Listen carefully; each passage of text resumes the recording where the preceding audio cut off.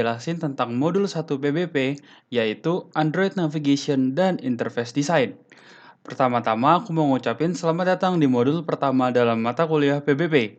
Nah, sekedar flashback aja, pada mata kuliah ini kalian akan belajar tentang bagaimana cara menggunakan Android Studio untuk membuat sebuah aplikasi natif. Nah, pada modul pertama ini kita akan belajar apa aja sih? Kita akan belajar gimana cara ngebuat sebuah aplikasi sederhana yang istilahnya nanti kalian akan mengerti gimana sih cara aplikasi itu bekerja. Oke, pertama-tama tujuannya yaitu praktikan dapat mengerti tentang apa itu activity serta bagaimana cara menggunakannya. Yang kedua, praktikan dapat mengerti bagaimana cara membuat banyak activity dalam sebuah aplikasi. Yang ketiga, praktikan dapat mengerti tentang intent dan bagaimana cara penggunaannya. Dan yang terakhir, praktikan mampu mengerti konsep layouting di dalam Android Studio. Tujuan ini istilahnya adalah goals kita dalam modul ini. Jadi nanti kalau setelah modul ini, kalian masih belum bisa menjawab 4 pertanyaan ini atau masih belum mengerti, akan lebih baik kalau kalian menonton ulang atau coba tanya aku. Kalian bisa tanya aku lewat WA sesuai dengan kontak yang kuberikan di daftar penilaian.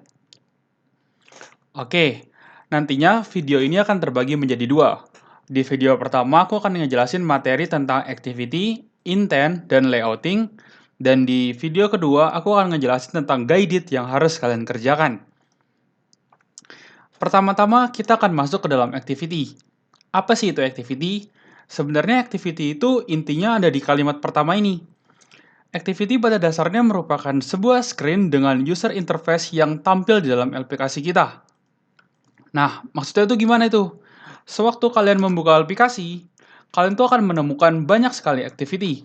Salah satu misalnya itu activity login. Nah, di mana activity login ini biasanya berguna untuk melakukan sebuah login. Di dalam sebuah activity login, dia akan terdapat komponen-komponen seperti inputan username, inputan password, login, terus ada sign in with Google, atau mungkin dia ada bilang register now, seperti ini. Ini merupakan satu buah activity. Jadi dia adalah sebuah screen dengan user interface di dalamnya. Lalu di dalam activity itu nantinya juga ada seperti logic-logic, misalnya kalau buttonnya dipencet, kita mau ngelakuin apa? Nah, itu semua itu masuk dalam satu activity. Tetapi, dalam sebuah activity itu, ada nih, dalam satu activity juga dianjurkan hanya memuat satu buah topik dari satu aplikasi. Maksudnya apa? Misalnya kita mempunyai activity login. Nah, sebaiknya activity login ini ya digunakan cuma untuk login aja, nggak untuk register. Kenapa? Karena nantinya register itu akan mempunyai activity sendiri. Jadinya di dalam satu buah aplikasi, sekali lagi kita bisa mempunyai sangat banyak activity. Misalnya kalau di dalam to-do apps kita bisa mempunyai daily planner, terus kita bisa mempunyai note saver. Jadi kayak dalam satu aplikasi itu kita bisa mempunyai banyak sekali activity. Nah, kira-kira dari sini kalian sudah mengerti belum apa itu activity? Kalau belum, silakan ditonton ulang. Nah, tapi kalau kalian mau lebih lanjut lagi mengetahui tentang activity, kalian bisa lihat di modulku yang udah aku kasih ke kalian dan silahkan perhatikan referensinya. Aku harap referensi yang aku beri ke kalian itu bisa ngebantu kalian dalam memahami lebih lanjut tentang apa itu activity. Oke, lanjut. Sekarang kita akan masuk ke namanya intent. Intent itu apa sih? Intent itu merupakan sebuah mekanisme atau fungsi yang digunakan untuk menjalankan aksi atau komunikasi antar komponen. Waduh, apa itu maksudnya? Oke, misalnya nih, kita punya dua buah activity. Activity login dan activity register. Nah, waktu kalian lihat, kalian tuh mau di dalam activity login ini kan ada sebuah button register now, yang dimana kalau ketika button ini dipencet, dia akan masuk ke dalam activity register. Nah, cara kita mindahnya itu gimana? Kita membutuhkan bantuan yang namanya intent. Oke, bold.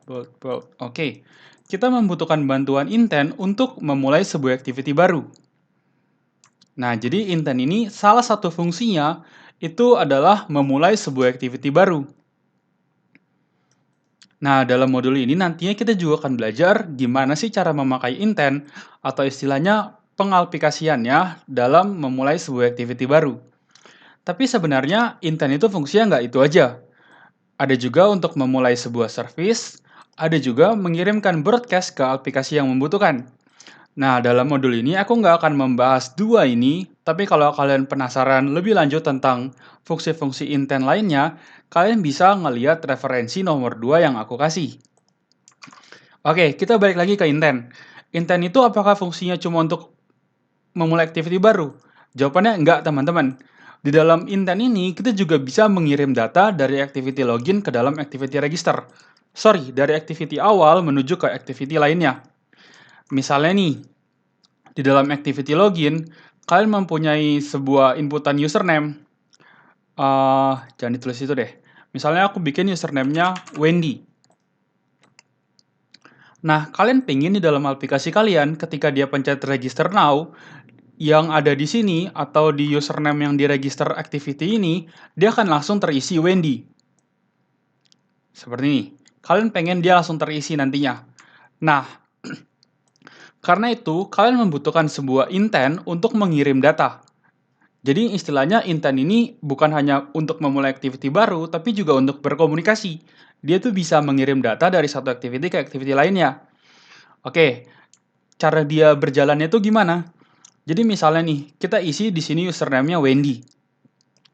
Nantinya di dalam logiknya, kita akan menyimpan teks yang udah disimpan.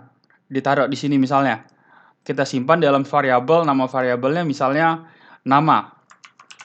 Yang isinya itu nanti Wendy. Isinya kan karena kita udah ngambil dari sini. Nama ini. Nah, terus nanti waktu kita ingin memulai activity baru, nanti variabel nama ini bisa kita simpan juga di intent. Jadi istilahnya dia akan masuk juga, lalu dia udah mulai activity baru. Nanti di activity baru ini, kita bisa ngambil nama yang udah dioper di intent ini. Jadi istilahnya dia akan dimasukin ke intent, terus nanti di sini kita bisa ngambil dari intentnya juga. Nah, nanti terus kita tinggal masukin ke sini. Namanya apa? Misalnya Wendy. Oke, jadi kira-kira itu yang akan kita belajar hari ini tentang intent. Aku harap kalian ngerti dulu konsepnya. Dan kalau pengen kalian lebih matangin lagi, silakan lihat referensi nomor 2. Oke, aku harap ini jelas ya teman-teman. Salah satu fungsi intent. Nah, sekarang kita salah satu bagian yang paling merepotkan saat kita belajar dasarnya, yaitu layouting. Nantinya saat layouting di Android Studio, kalian akan menggunakan bahasa XML. XML sendiri ini merupakan markup language. Kalau kalian pengen tahu sejarahnya, silakan cari sendiri di Google. Yang jelas, di dalam Android Studio ini, kita akan menggunakan ini untuk layouting. Oke, bagi kalian yang belum mengerti layouting itu apa, layouting itu kita akan membuat struktur dari user interface aplikasi kita. Seperti mendefinisikan view dan view group yang ada dalam screen kita. Nah, misalnya itu apa? Misalnya dalam satu aplikasi, kita mempunyai sebuah button, kita mempunyai sebuah inputan, kita mempunyai sebuah teks. Nah, inilah yang disebut mendefinisikan view. Jadi istilahnya kita akan mendefinisikan view-view apa aja yang ada di dalam aplikasi kita. Oke, sampai sini aku harap paham dulu ya. Nah, tapi kan di sini itu ada istilahnya namanya view group. Ada juga istilah namanya view.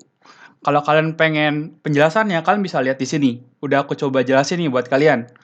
Tapi di sini aku akan langsung coba ke pengaplikasiannya aja dan aku harap penjelasan yang aku kasih di video ini bisa ngebantu kalian lebih memahami apa itu view. Nah, contoh view itu apa sih? Contoh view itu adalah button, teks, inputan. Nah, itu tuh disebut view. Terus view group itu apa? View group itu istilahnya kumpulan dari beberapa view yang digrupkan. Istilahnya dikelompokkan lah istilahnya. Nah, dikelompokkan. Tujuannya apa? Agar nanti view group ini bisa mengatur view di dalamnya. Oke, kita tulis saja supaya nggak bikin bingung.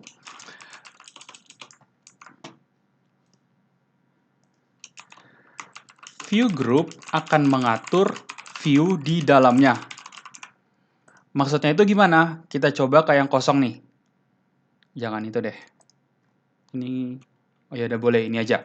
Nah, misalnya, sebentar.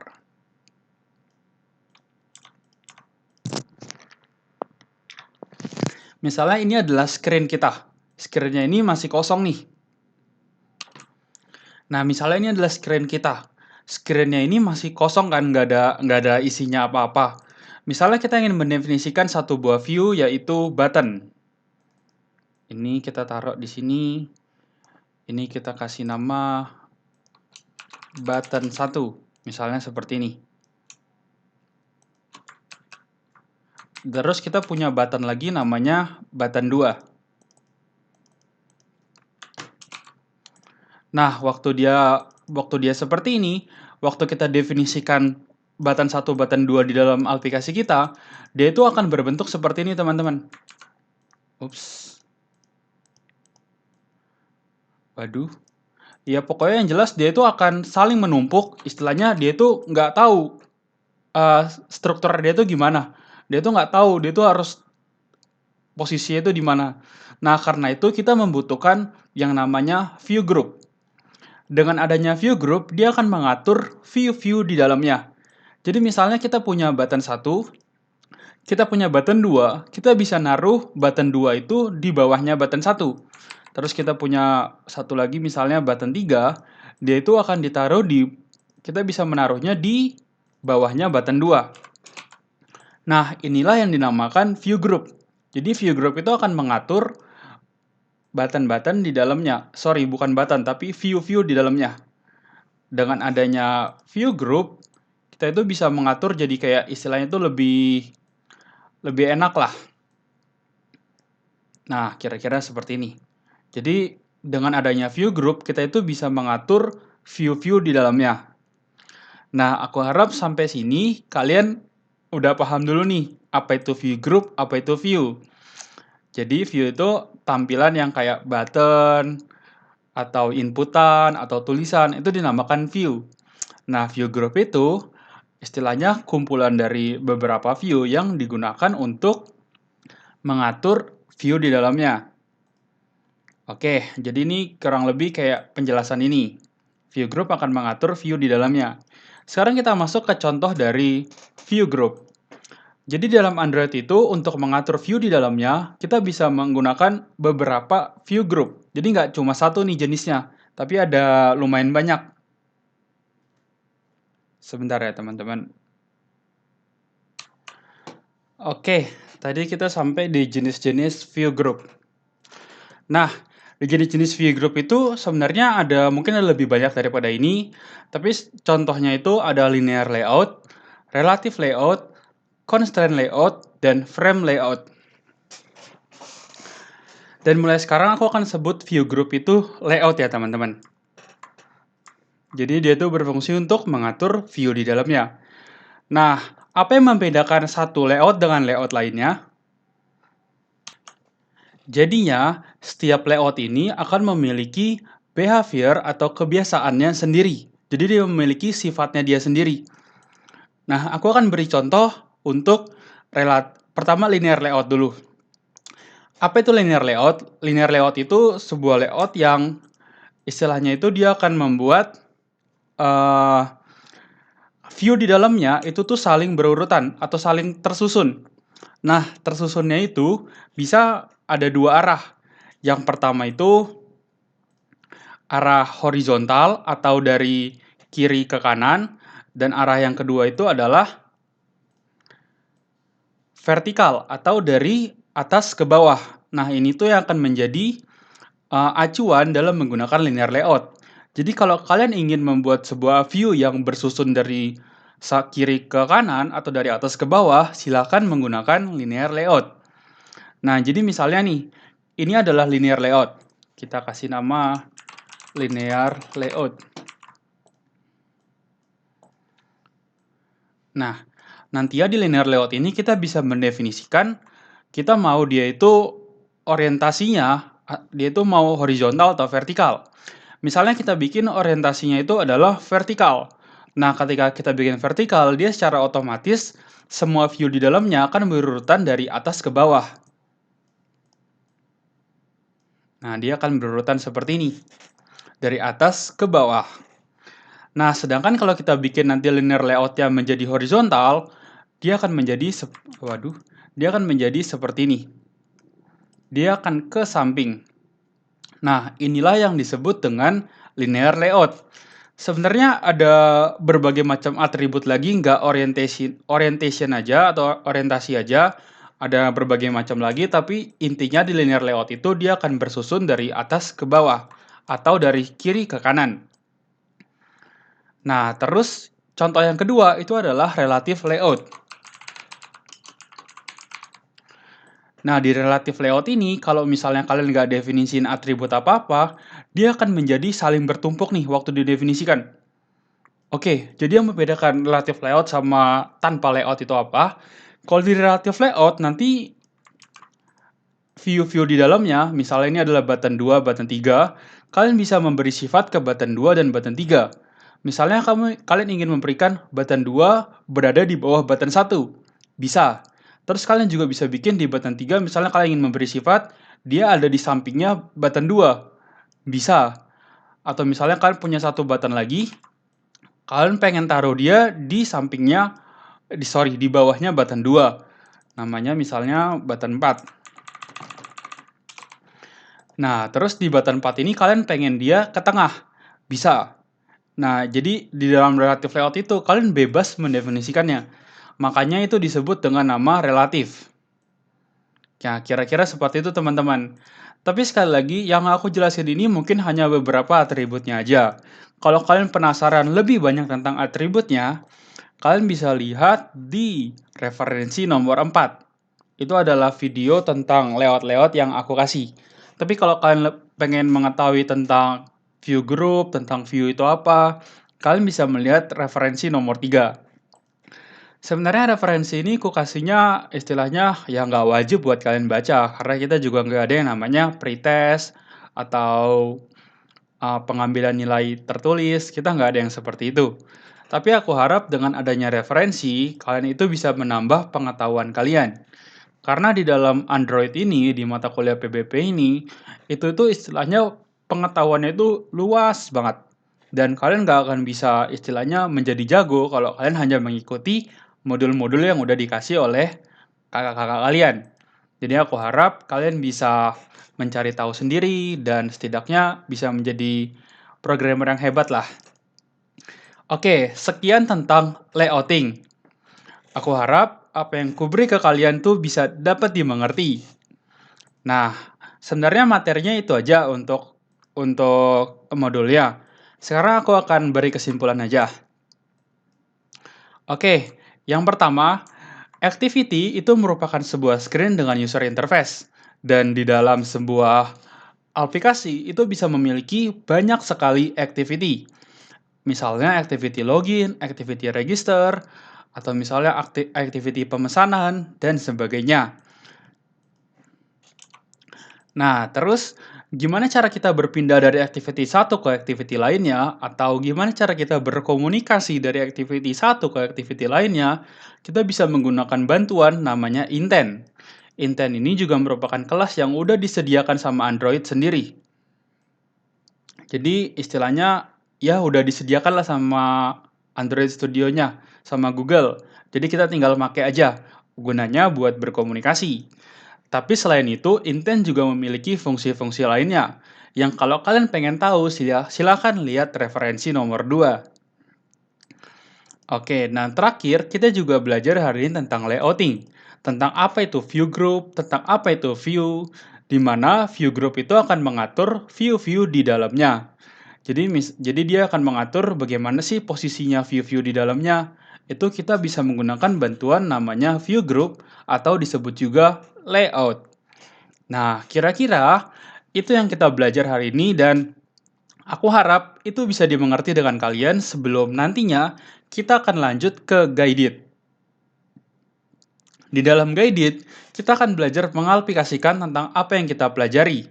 Nah, nanti kalian juga akan belajar gimana caranya memberikan logic atau memberikan aksi ketika sebuah button dipencet. Jadi misalnya ketika button dipencet, dia akan berpindah activity. Jadi kita akan belajar tentang itu semua di dalam guided. Jadi istilahnya contohnya lah, contoh aplikasinya. Tapi sebelum kita masuk ke sana, aku harap kalian sudah paham dulu tentang konsep-konsepnya. Karena kalau kalian nggak paham di sini, kalian bukan hanya akan kesulitan di modul pertama, tapi di modul 2, 3, 4, dan seterusnya. Aku kira sampai sini dulu untuk penjelasan modul pertama. Jika ada yang membingungkan, silahkan tanya. Karena sewaktu kelas dimulai, kita nggak akan aku nggak akan menjelaskan banyak sekali, tapi aku berharap kalian sudah mempunyai pertanyaan-pertanyaan apa yang ingin kalian tanyakan. Tapi kalau kalian pengen tanyakan lebih dulu, silakan hubungi aku di daftar penilaian. Kira-kira sampai situ aja. Terima kasih telah mendengarkan dan sampai jumpa di video selanjutnya. Terima kasih.